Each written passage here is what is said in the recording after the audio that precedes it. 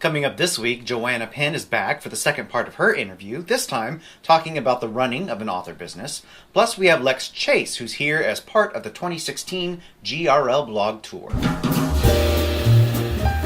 Welcome to the Big Gay Fiction Podcast, the show for readers and writers of gay romance fiction. If you can read it, write it, watch it, or listen to it, these two guys are going to talk about it. Now, here are your hosts, Jeff Adams and Will Knaus. Welcome to episode 45 of Jeff and Will's Big Gay Fiction Podcast. I'm Jeff from JeffAdamsWrites.com. And I'm Will from WillKnaus.com. Welcome to another week. Indeed. Week 45 of the podcast. Week 45! You can start doing bumpers for us like that. That's okay. I think, okay, never mind. I take it back. Forget that. So, writing stuff? Writing stuff. So let's talk about your writing stuff. All right. So this week, my writers group met. We're getting back into a more consistent routine after the summer kind of had everybody doing their own stuff. Mm-hmm. They read the first chapter for Codename Wingard Book 2 this week. And I like their feedback this early point in the process because they're one of the only people, this set of people who've read the first entire book. Yes. So they can really, see how this first chapter fits into the universe as it currently stands. Got some good stuff, some ideas on some things to tweak that might be a little too much for a first chapter in terms of what kind of action sequences I have going on. Mm-hmm. So things to think about, process a little bit. I'll set that aside, work on some other stuff. Because one of the other things I did this week was to plot out the Hat Trick 3 spinoff with that youth hockey team. Many whiteboard markings were made with many colors to cover all the aspects of the plot that's going on there, but I'm going to start writing that this coming week. Cool. Yeah, the idea is to have the first draft done by the end of September. That'll be good. It's a little ambitious. We'll see if I can make that work. Cool. All right. We look forward to it. Yeah. So we've been watching the Olympics this week, like most of the rest of the world. We have, yes. As this episode goes live, the Olympics will be about 2/3 of the way through. Actually, I think it'll be closer to half. I think we're coming into the home stretch now, and I wanted to just bring up some positive things about the Olympics. Here on this show, we try to remain positive, and there are many negative things we can certainly say about the Rio Olympics and the coverage here in the U.S. by NBC. I miss ABC. Oh, fuck. I swear to God. Those of you who are of our age, at least of my age, remember when ABC had these Olympics. Enough said on that, because they were awesome then. Suffice it to say, if you live anywhere else in the world, there is a 99.999% chance that your television coverage is better than ours. Indeed. Sucks hard. Not even a joke. Anyway, so before you jump off that, the one thing that I'll say that I read that was interesting, and I wish I knew the source that gave it, is that we tend to treat the Olympics the way they're broadcast here as if it's reality television, rather than coverage of a true sporting event. Treat it like a sporting event, folks. That's what it is. What is special and wonderful and unique about this particular Olympic Games is, depending upon the news source, there are between 42 and 49 out Olympic athletes competing at this Games, which is phenomenal. It's amazing. Yes. More out athletes than ever before. Now, 44 to 49 athletes is actually only a teeny tiny percentage of the roughly 11,000 athletes that are competing in Rio. But still, it's more than ever before, and we appreciate their contributions and their accomplishments. Now, of those 42 to 49 athletes, only 11 of them are men, which means the sisters, the lesbians, are killing it. Indeed. It's amazing. some of the stuff that they are accomplishing. So hats off to the lesbians. You're wonderful. You're amazing. I think most everyone who's even, casually watching the games has seen the pictures on social media of the lesbian rugby player and her girlfriend who proposed to her on the field after a game, which is fucking amazing. I mean, that's like the end of a Hollywood movie. Congrats to the two of them. So hats off to the lesbians. Of those 11 out male athletes, I'm having a tough time talking today. This is not my day. Anyway, of those 11 out male athletes, none of them are from the U.S.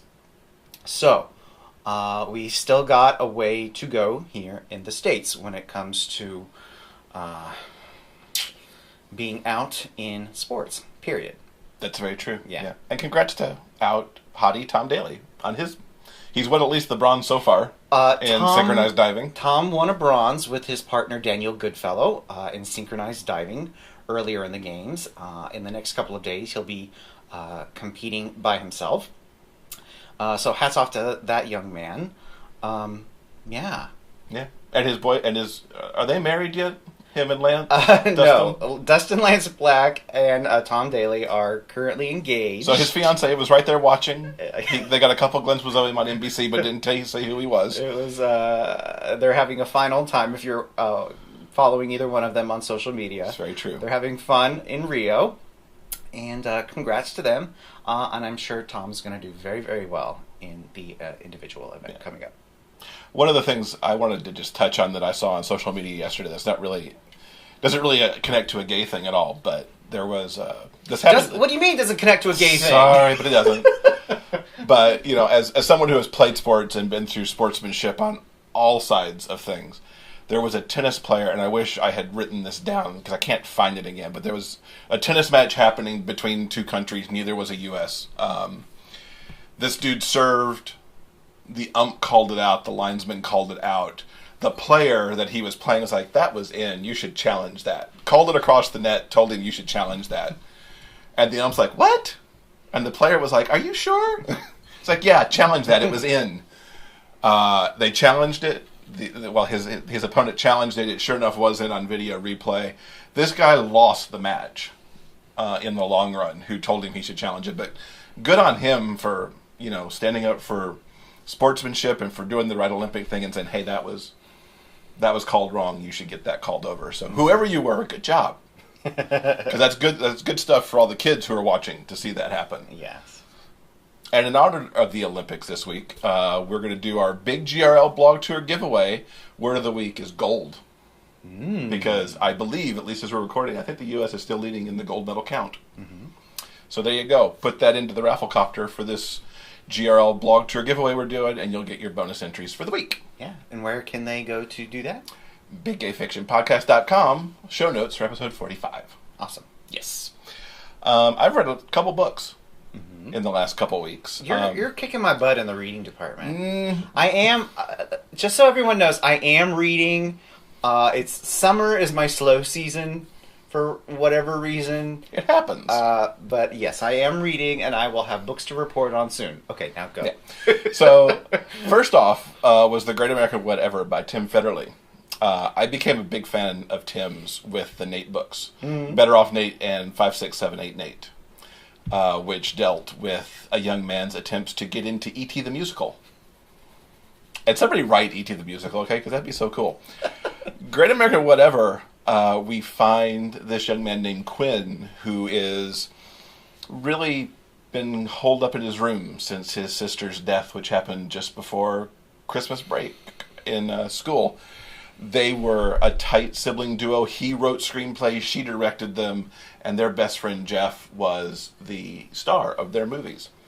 And the big plan was that the duo of Quinn and Annabelle with Q&A Productions were going to go off to Hollywood and get into a screenwriting seminar for the summer, and they had all these plans, and then she ended up dead in a car accident.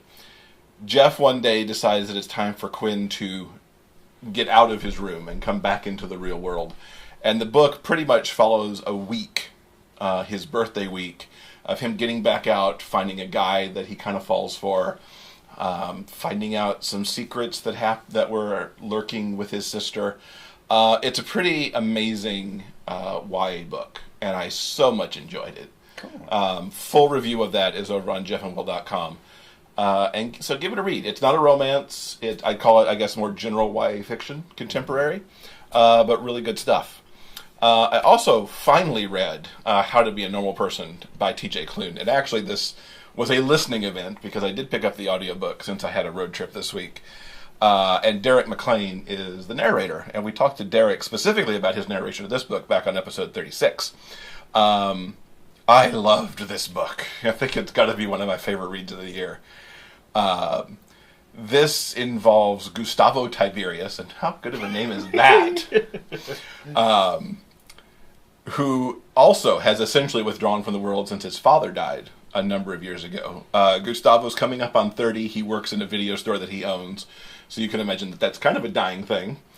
And then this hipster, asexual stoner wanders into his life and turns everything upside down because Gus is just compelled to rejoin life in general because of this guy. And so Gus begins the quest to find out how to be a normal person via, of course, the internet, where you can learn anything, and he does, sometimes to his terror. TJ's constructed such an amazing book here, and Derek just nails it with his narration. I can't imagine reading this off the page, because I don't think the voices in my head would have done anywhere near the job that Derek did with this narration. I can't recommend both the book, and if you're into audiobooks, pick it up on audio because it's just amazing. Also review on jeffandwill.com for that. Awesome. Yeah. You have a new piece of office furniture. And the first like, why is that on the podcast? Yes, I do. Last week, I got a standing desk. Mm-hmm. I have found, as I've been working from home for the last couple of years, that I stand a lot. If I'm taking phone calls for work, I'm usually taking them pacing around how big is this room? Like 12 by 12 maybe? Yeah. About a 12 by 12 room.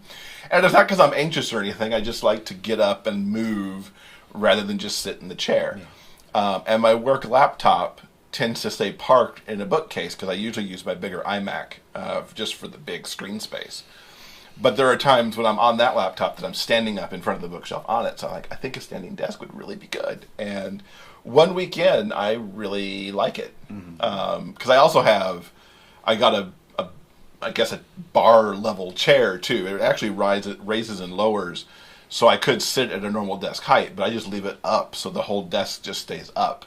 So I can sit when I want, but I think I'm standing more often than not. And I enjoy that. So yeah. We're standing for the podcast now because we do the podcast at the desk. A little different, yeah. How do you feel about standing for the show? It is taking, I wouldn't, it's just different.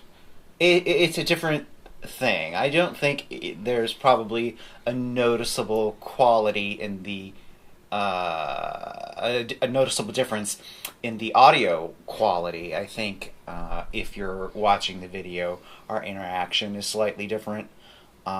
Simply because we're standing, I look at you more, probably. And I think we don't slouch as much. I know I slouched on the stool a lot. And our simply because of how our computer and recording equipment is set up, and our camera is a lot higher now. Yeah, starting with this episode, the camera is higher. So you're getting a little bit of an aerial view. Getting used to camera placement and standing and body language. I just had my arms crossed because I don't really know what to do with them. I'm just standing here like. I'm putting mine on the desk. I don't know. It's taking a teeny bit of getting used to. But yeah, it's different, but it's gonna be good in the long run. Yeah, and I like it. I like it as a work surface. Yeah.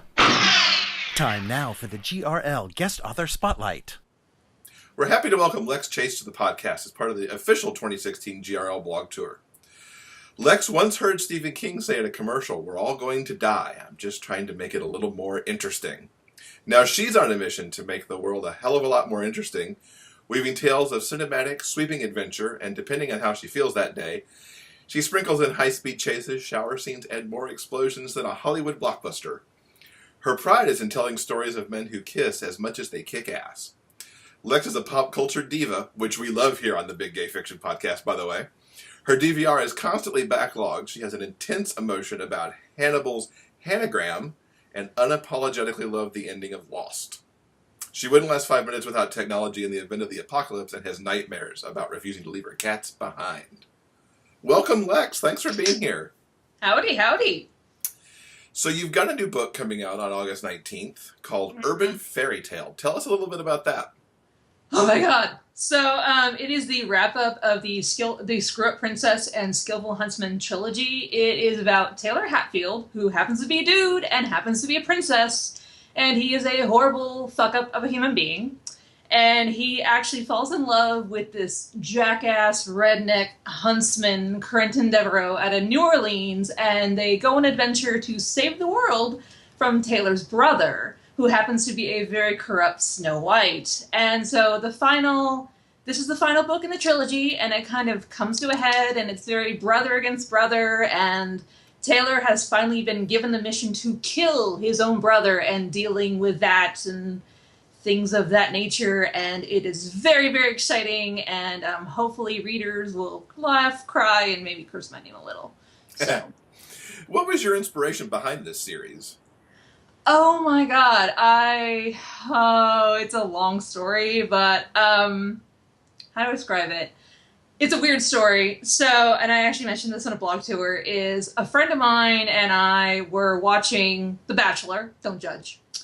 And it was a season with Emily, I don't know if you remember her, blonde, Southern belle kind of thing, and she would say, I declare and bless your heart, total Southerner, right? So a buddy of mine says, we should do a story about a princess, Southern princess kind of thing, but make him a dude. And it's like, okay, well then make his life a mess, make him a screw up, make him just suck at everything. So we decided to name him Taylor after Elizabeth Taylor, because there's a error that Elizabeth Taylor's in Gone with the Wind. Gone with the Wind took place in Atlanta. The internet lies. Who knew?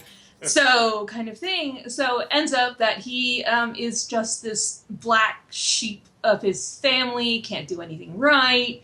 He doesn't know which princess he is, and it kind of went from there, and he had a love interest, which was the huntsman, and he was kind of a screw-up himself, and he has a fairy godfather named Ringo, who is also a complete reject. We originally had the idea of he smokes and cusses and reads Pixie Playboys, and he's yay tall and kind of looks like older Jeff Bridges via Big Lebowski with big pink butterfly wings. But, and it was just kind of off I went, and I wanted a road trip quest, so they go through the climax of the final book of the first book, Americana Fairy Tale, takes place at the world's largest ball of twine, which is 6 awesome. Hours from Kansas City, and I really want to go for reasons, but I've been vetoed on the bucket list kind of thing. Oh, I know! But it was a fun series. It was fun. I laughed. I cried. There's some really emotional gut punch moments, and it's been a long, wild trip. So, Emily, wherever you are, thank you. This would not have happened without you. So. That's awesome. So I get with your stories that you do these, this deep, complex story that, takes books to tell. Now, from your bio and the intro, we know that you've also got this thing for TV. What draws you into these kind of stories? I am a big TV nerd. Huge. But the thing is, it has to grip me, and I want stories that make me feel something and make me think and make me kind of go to a different place. Embarrassing fun fact, and people are going to scorn me forever. I am not a big reader. I suck at it. I'm really, really terrible at it. But I learned storytelling through watching TV or movies or film, because it's kind of like, I can read a fight scene in a book, and you can tell me what a kick and a punch is, but I'm not going to know what it is unless I see it, and the bones cracking, and the explosions, and the colors, and, facial expressions, and kind of like, one thing I always talk about in Lost is, the guy who plays Jack Shephard, Matthew Fox, has a certain gesture he makes when he's upset. He does this, like, head twitch thing, and, people are like, oh, yes, that, but, I love shows that make me think, and, when I was a part of the Lost fandom, and the fandom never really dies, is we had the theories and the message boards, and, the symbolism of this color means this, and this symbol means that, and the Dharma Initiative logo is about this, and, it's very... I love intelligence. Reality TV is stupid. It's popcorn for the brain. And if I'm going to watch popcorn for the brain, I'm going to be on my phone. I'm going to be on Twitter. I want stuff that's appointment television. And I have to sit and pay attention. And then when it's over, I'm like, what the hell just happened? I grew up on Twin Peaks, Wild Palms, Max Headroom. That was my jam. Oh, so, Max Headroom. Yeah. Remember Max Headroom? Oh, yeah. So yeah, I mean, I was yay high, but 5 minutes in the future, that was my jam. That was my thing. So, yeah. Now, you categorize Lost as your all-time favorite show. Yes. And you've talked a little bit about it there, but what was it about it? The people or the huge mythology that was going on there? Or? For me, it was actually the philosophy of all things. It was the deep thinker show kind of thing. It was one of those you had to get on the ground floor you had to watch from episode 1, or if you just kind of like, oh, I'll join on season 3, I have no idea what's going on. You will not. It was one of those shows that you had to be there. You had to know what was going on. It was how there was these really deep, complex messages yet wrapped up in this sci-fi spec-fic world. Like, you had the man of faith and the man of science. You had, John Locke, and you had Jack Shephard, who are warring with each other kind of thing, where Locke was like, I looked in the eye of this island and it was beautiful, and Jack's like, you're full of shit, we are in a plane crash, we had a trauma, you're weird. So, but Locke, he went from cool to creepy, but he was pretty interesting. But also he's named after John Locke, the philosopher, the naturalist guy. And then you have my dearest favorite character is Desmond Hume, who is named after David Hume, which is one of my favorite philosophers. I'm a nerd. I'm just a nerd for philosophy. But, and, you have these stories of how these characters, you meet them first off. They're like, they survived this trauma together. They have this first impression of each other. But then you get into their stories and their backstory and realize, oh shit, these guys are really not what they seem. And, you take all these first impressions of people and, like, you kind of, okay, I'm trapped on this island with this person that may or may not kill me. So what do I do about that?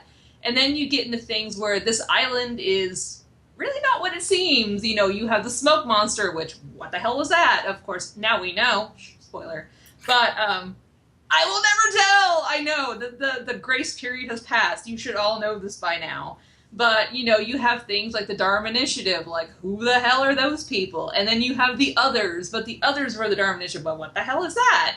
It was all a big psychological experiment, and how they incorporated things like the Skinner box, which is another psychological experiment kind of thing, which anyone at GRL can come up to me and ask me, and their eyes will probably glaze, and I'll be like, oh my God. So, but I loved how I was one of those people that Damon Lindelof gave an interview saying 25% of you will love the ending, 75% of you will absolutely despise it. I loved it. I will take anyone on the carpet over it. I loved it. And I'm shaking thinking about it. But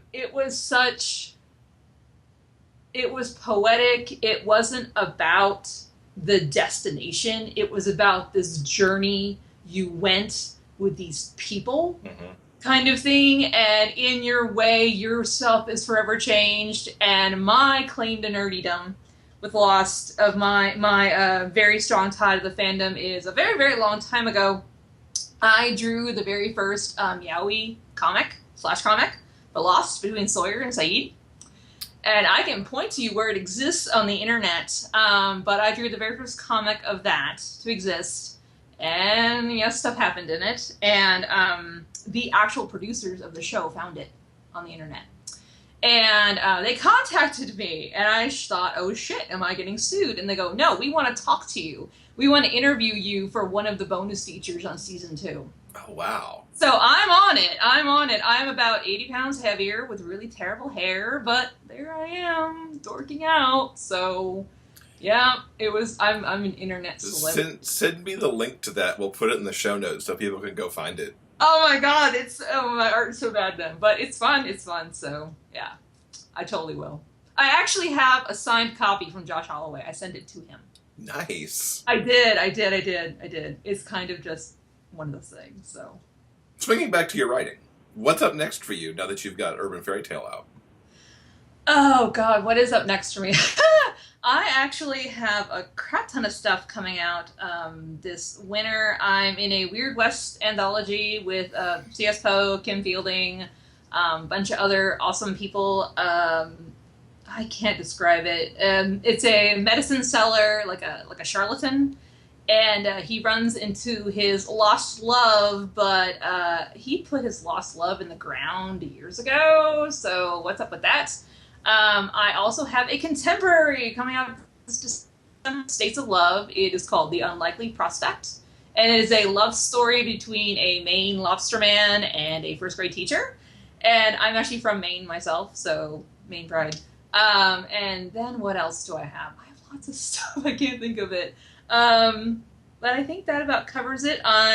Next in the works, I'm currently writing a crazy thing I had in my head for 11 years called Grow. It is a dystopian about, flower people. It is basically a cataclysm had struck the U.S., basically taking out Canada, South America, and the U.S. Humankind has basically, simultaneously gone extinct.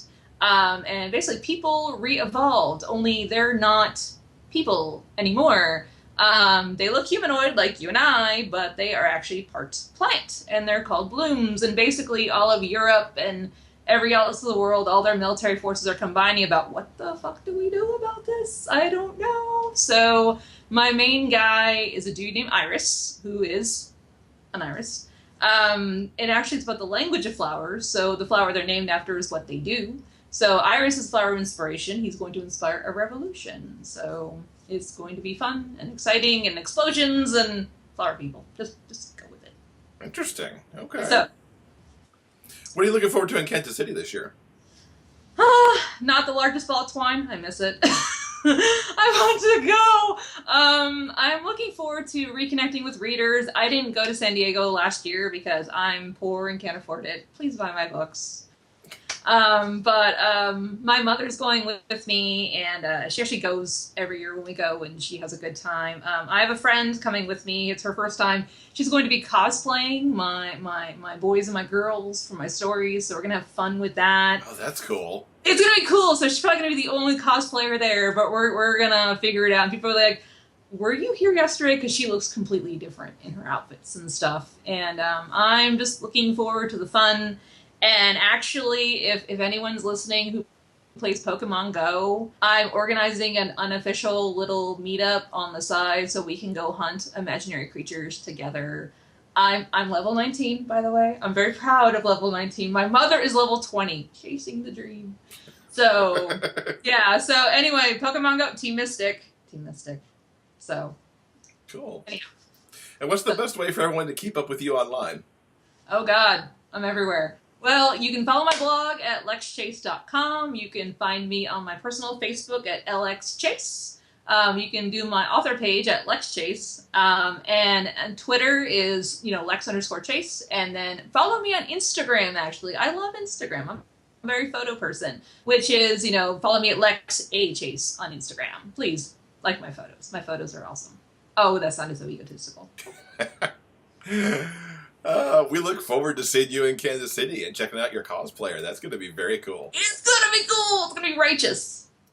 You can follow the GRL Blog Tour by going to gayromlit.com/2016 blog tour.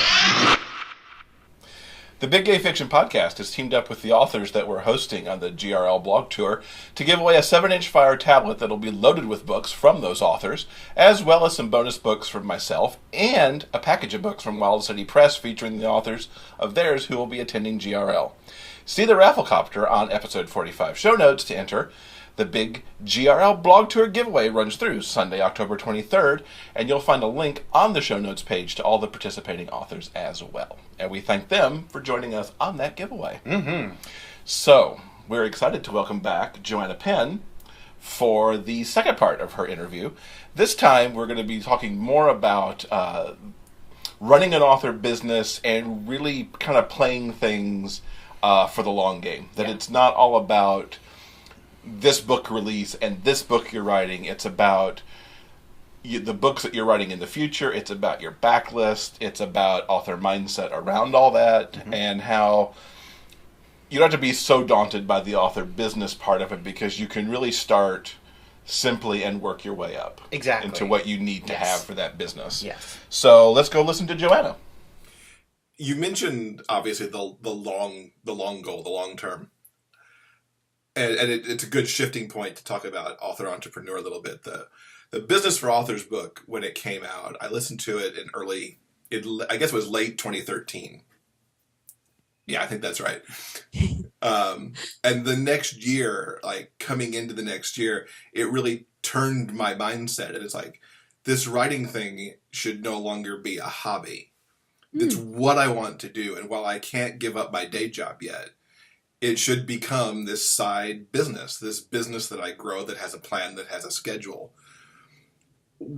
At what point should authors consider, making that shift to author entrepreneur? And how do you really know when it's right for you to do that? Oh, I'm so pleased. Thank you so much. I'm really glad that book had an impact. And it's funny because and what's interesting, and this is a big point, it hasn't sold that much. And I think what's interesting, the reason I wrote How to Make a Living with Your Writing is literally because of the title. So Business for Authors, How to Be an Author Entrepreneur is quite thick, right? It's a full-length book. But what seems to be interesting is most people don't want to run a business. So I wrote a shorter version, How to Make a Living in Your Writing, which sells like gangbusters. And it is a smaller, much, much thinner, smaller version with much of the same information, but it kind of done in a much lighter way. So what's interesting with what you're saying is you found that book at a time when you were kind of ready for it. What I think is that if you take and this is the same again with any career, right? So I left IT consulting. And some of my friends are now partners in consulting firms. There are people who became lawyers out of university and end up partners in law firms. But there are lots of people who fall out along the way. Same thing with being a writer. I think a lot of people will write, a lot of people will say they want to write and never write. A lot of people will write one book. When you get to 3 books, I think that's when you actually start to think about the questions you're thinking. So how many books did you have when you started considering that? I believe I was writing the 3rd novel. Yeah. And also I'd had several shorts out. Yeah. See, I think 3 is the magic number. Because if you write one book, good on you, you've written a book. But then you realize, I have to write more in order to make any money. And also, I just want to try it again. If you write 3, I think that you understand a lot more how to write a book. And also, you've either got the taste for it or you haven't. So a lot of people will disappear at 3, I think. 2 or 3 books, a lot of them will go away because it's hard. This is not an easy business. It's the same as any other creative work. Nobody guarantees you any money. So you kind of have to decide, are you doing it because you truly, truly love it and because it suits you as a person? And as we've discussed, I'm an introvert like most writers. I like being on my own. I don't like talking to people. Therefore, being a writer, except for you guys, obviously, being a writer is the best career for me, someone like me. So I got the bug. And I think if you get the bug, then you start thinking, especially if you're in a job that you don't enjoy, then you start thinking, how can I do this more seriously? And that's when you should start thinking about a business. And when we say a business, we don't necessarily mean incorporation. No. It just means, for example, setting up a separate bank account. So I know in the US, I did an interview with Helen Sedgwick, and her book, Legal Handbook for Authors or something like that, for self-publishing. The Self-Publisher's Legal Handbook, I think it is. That has a whole lot of stuff on when you know, what type of structure you should have and the tax stuff for the US. But I think even if you have a separate bank account, you can start offsetting your costs against your tax paid, and the little bit of income you make will go into that bank account. And that in itself means you're taking things more seriously and it's not just a hobby. So I think after 3 books, you pretty much will start making that decision. And then as time goes on, I definitely think you should not give up your day job unless you have at least 6 months income saved. I had 6 months when I left, and I also had over $1,000 a month, which isn't that much money, obviously, but I had 6 months income in the bank to give myself time to kind of build things up. Plus I have the 2 businesses, fiction and non-fiction, and a whole load more stuff. So I think the leaving the day job to go full time, you really do need to be very sure and have a lot more, you know, backlist behind you. Don't give up your job on the first, like, I think we've seen it in the romance space. There's a whole ton of people who left their jobs like a couple of years ago, 2013 or something, you know, big year, KDP Select came in, people making loads of cash, and so many of them have gone back to day jobs because that income has dropped. So it needs to be a sustainable income before you shift that far. But certainly at 3 books, you should probably know whether you enjoy this enough to know whether you're going to carry on. And the much like the Mindset book, the thing about Business for Authors, while it is a larger book by far than Mindset, you still break it down chunk by chunk, bit by bit, and make it possible to essentially pick, well, I need to do this, this, and this now, and perhaps later I come back and become the corporation. Because it's very much how I started. It was, I set up a separate bank account like the day after New Year's Day, like whatever the next bank day was, set up the bank account, started to make a schedule. The schedule may move because there's still a day job that can impact me in ways that I can't forecast. But, you know, there's a pattern to it. And maybe, fingers crossed, by 2020, the backlist is enough that maybe I work less or whatever. Exactly. Yeah, and I think this is why I reread Turning Pro by Stephen Pressfield several times a year, because I think this idea of turning pro, you know, you turned pro the day you set up that bank account, really, because you were basically saying, I am taking this seriously enough. You know, everyone has hobbies that they spend money on out of their own bank accounts. And for writing, for most people, is a hobby or a creative pursuit. But it's very, very different when you take it seriously. And turning pro is a process. You know, the reason I keep rereading that book is because I'm certainly a professional author, absolutely. But every time I read that book, I go, I don't have a professional attitude about that. Like, comparisonitis is a really big issue with me. And that's why I keep reading Turning Pro, because he says something like, you know, the amateur compares themselves to others. And I'm like, oh, I just failed that one. I'm an amateur. You know, the professional does it this way. So for me, I think this is, you know, you have to keep investing in yourself, investing in the process of becoming, you know, that is the thing. I mean, all of this is a journey, and that's what's so brilliant. What I love about being an author is we can literally be learning new things up until the day we die. And, you know, P.D. James, Phyllis, who was amazing author, died at, I think, 96. And I saw her speak at about age 94 or something. And she said her biggest fear was dying with an uncompleted manuscript. So when she did die a couple of years ago now, I was like, oh God, I hope she finished a draft of whatever it was, you know, because I think she had a fear of them publishing whatever her unfinished book was. You know, like they did with Michael Crichton, which I was so angry about, because that book Micro, the last one he only had that in draft, and it reads like crap. You know, it really is. So anyway, the point is, you know, we have this for we're going to do this for a long time. Hopefully, if you love it, why not do it till you die? And I fully expect to be very wealthy, like Stephen King and James Patterson and, you know, Nora Roberts. Those authors who have a massive backlist are wealthy because the intellectual property assets will make you money over the long term. But I'm sure, you know, you guys are aware, it's the authors who have, let's say, 30 books, 50 books, who are making 7 figures and more. You know, the 8-figure authors, you know, who we know in the romance space have a lot of books. So this is the thing for me. And obviously it's not just about the money, but if it is partly about the money when you're turning professional, then you want to see where that line is. So when I met Bella Andre and Liliana Hart and, you know, Jacinda Wilder, people like that, I remember meeting them a couple of years ago and I went, do you know what? They're brilliant, but they're nothing special.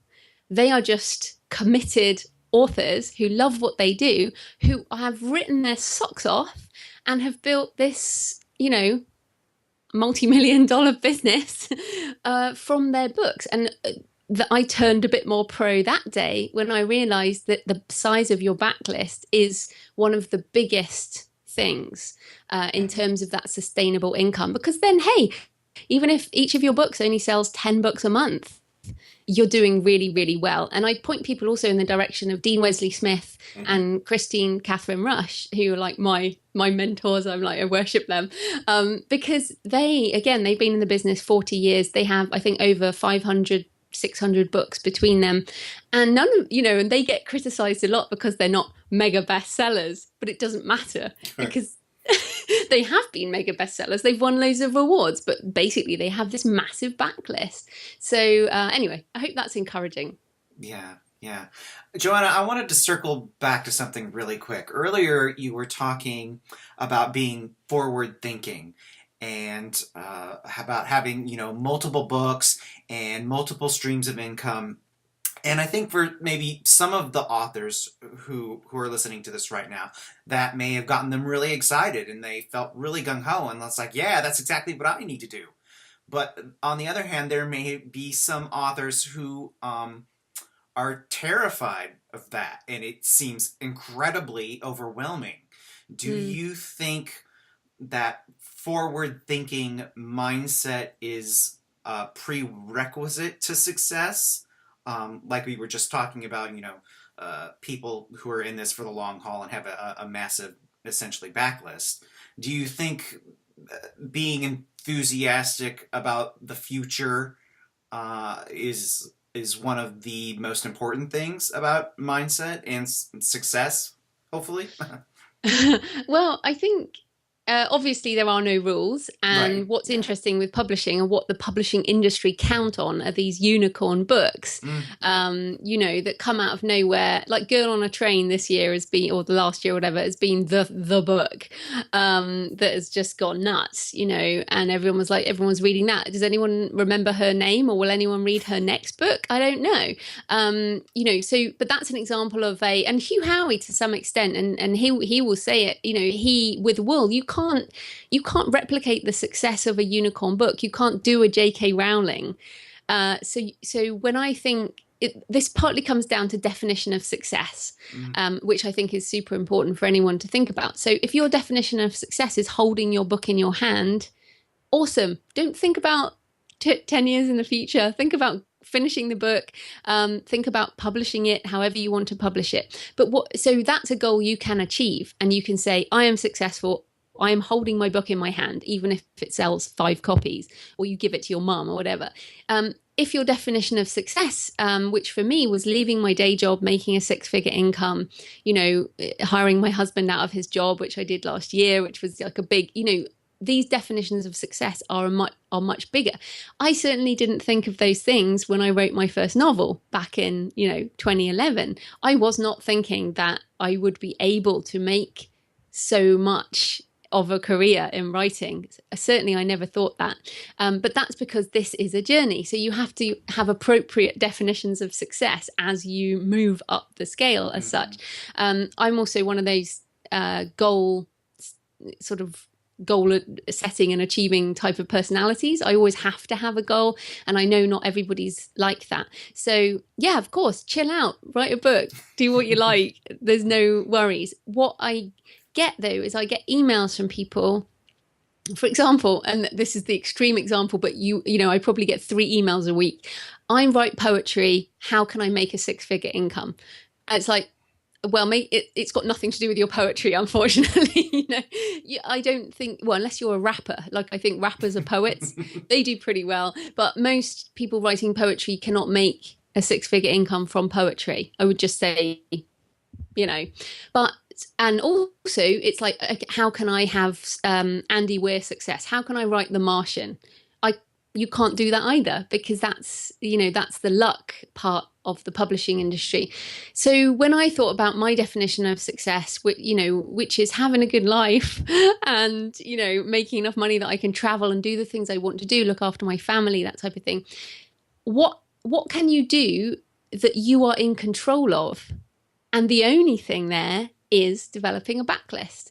So you know, if you do the word count calculation on how many words you need to write a book, how many books you need to make, let's say start with $100 a month, then how many books do you need to make $1,000 a month, and then how many books do you need to make $10,000 a month, which for most people they'd be pretty happy with, right? If you make $10,000 a month. Yeah. So but it's just a matter of doing the sums, because hopefully, I mean, you know, or even if you're right at the beginning, make $10 a month, right? So, and I went through this recently with a friend of mine, and she'd just written her first book, and she just got, I think it was about £7, which is about $10, right? Except the pound's really weak right now. So maybe $12. So she got her first £7 in her bank account, and she was like, this is really disappointing. What can I do with £7 or $12, you know? And I'm like, but that's where we all start, isn't it? You know, most of our first payments as an indie are very, very small. But then, if you can make $10, then you can make $100. And if you can make $100, you can make $1,000, and so on. It's just a matter of, you know, creating that. And that's what's so exciting. Those intellectual property assets are the things that will keep paying over time. So no, I don't think it's necessary to have the long-term thinking unless your stated definition of success is to make a living this way. Mm-hmm. I think you make a really good point about your own individual definition of success and how that may change over time, and not succumbing to comparisonitis. You get your royalty statement one month and you're stamping your feet because you're not making Andy Weir money. And you know what? You're not Andy Weir, so of course you're not making his money. You have to have your own realistic definition of success. I think that's a really good point. Yeah. Yeah, and I like to talk about George R.R. Martin as well, because the guy's been writing fantasy for how blooming long? I mean, a long time, and he's done loads of things, and he's had his fame in a tiny niche, right? But who could have guessed that George R.R. Martin and Game of Thrones would be like the biggest thing? And I love it. I think it's brilliant. And I read his books now. But you know, I've spent most of my life never hearing of George R.R. Martin, and now suddenly he is. It's like he's exploded onto the scene, but he hasn't. He's been around for a really, really long time, just writing and writing and writing, and then something happens. I don't know. We get into a point in the world where the technology enables us to make really good TV, and there it happens. So this is the other thing about fiction, which is so awesome. You don't know what's going to happen with those books. So month one, like my London Psychic trilogy, I really love those books. Like, I think they're great, but they sell a lot less than my Arcane Action Adventure. And that's partly because they're darker and they're about psychics. Although I noticed psychic romance does really well. So I might have to spin that, but this is psychic mystery stroke crime. So, which doesn't actually do that well. So, but the point is, those books could suddenly, something might happen in 10 years, 20 years time. Those books suddenly might take off and I make some money from them. So this is the thing. Whenever we create something, I think it's like Anne Rice, the vampire lady, she says she's made money 3 times with vampires, back in the 70s. And then when Twilight came out and now it's all happening again, these things come around again. So don't worry too much, just create things. And over time, they may find their place in the world. Mm-hmm. That's really good advice. That's almost a pull quote for me, perhaps from this. What do you think is the most difficult part in adopting the entrepreneur mindset? Is it just that big word entrepreneur that you're like taking this to a different level, or something else?